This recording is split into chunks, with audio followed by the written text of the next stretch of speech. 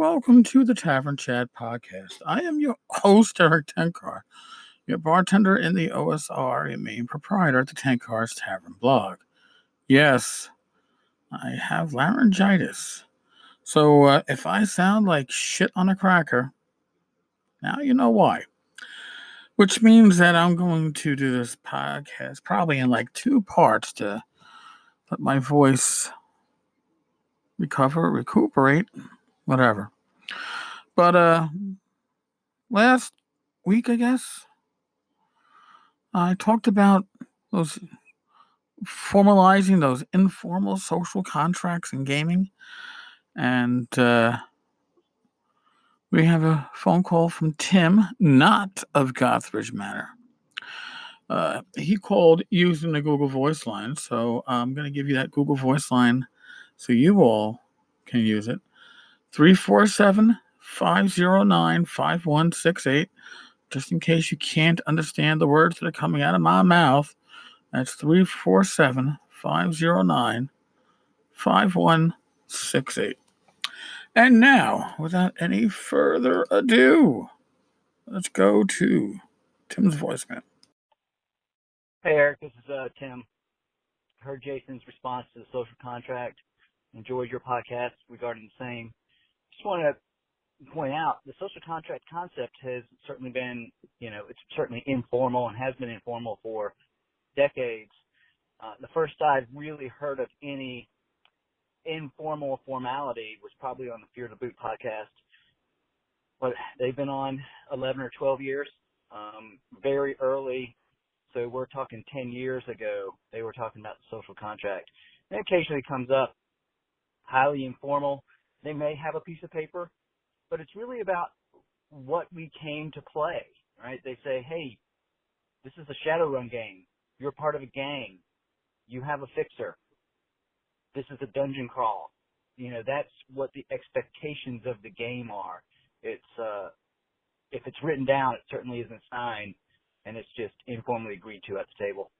Yeah, this renewed interest in social contracts or triggers or what's the RPG checklist that recently came out, or a friend over there, now Halvard Press. I wish I could remember his name. His recent document is just absolutely ridiculous. Don't subscribe to it in the least. And it's a table thing, and maybe useful at a convention, but even then, I just don't think so. Great podcast as always. Thanks. Tim brings up a few good points. And first off, it's the formalization of an informal contract that we're already doing at the table. Okay? It's not like we don't sit down at the table and discuss what we're going to play and when we're going to play it, and if we're sitting down in somebody's house as opposed to a virtual tabletop, who's going to bring the drinks? Do we all clean up at the end, or is that part of just the host's responsibility? But generally speaking, we don't put this in writing. We certainly don't fucking sign it. Convention games, I think,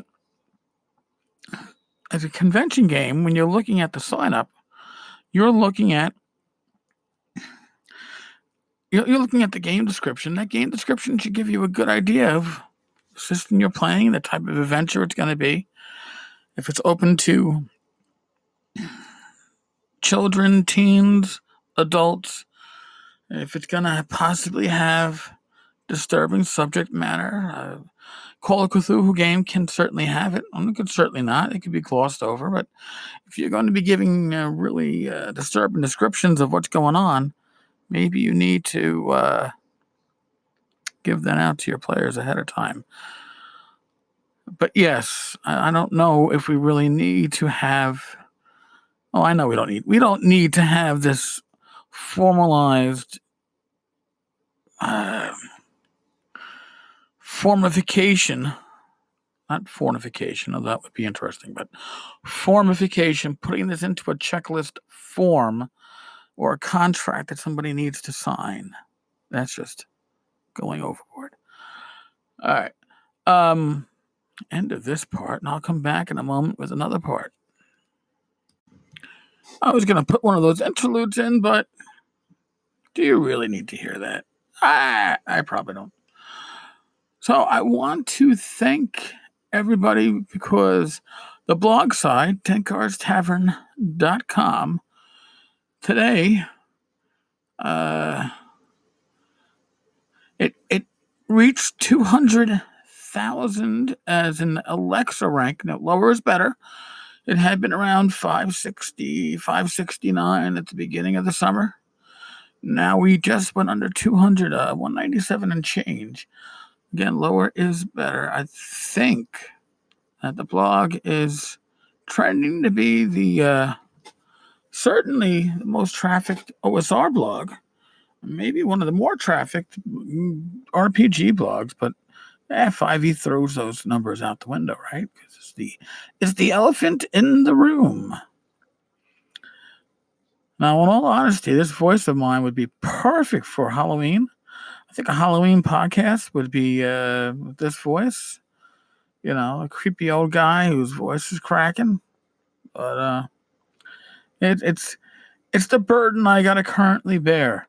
And if I had to blame anybody, it would be Tom Wilson. Shire Khan did it to me. That there was so much gaming goodness going on.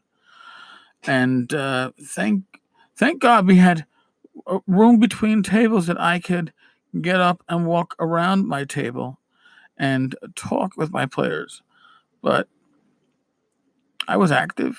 And I'm yappy. If you know me and meet me at a convention and when you want to talk, we will talk about everything. So I did a lot of talking. And Tom, this is the price I paid. But I got a really snazzy t-shirt and a wooden coin that I got to find a way to display. It's not a wooden nickel. Don't say that, folks.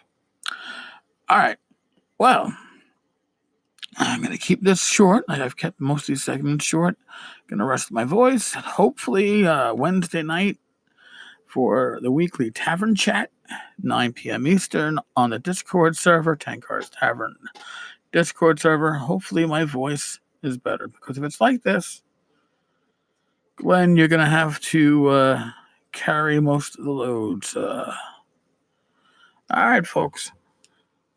As always, be safe, be well. God bless. Roll those dice. And I will talk with you all tomorrow. Later, folks.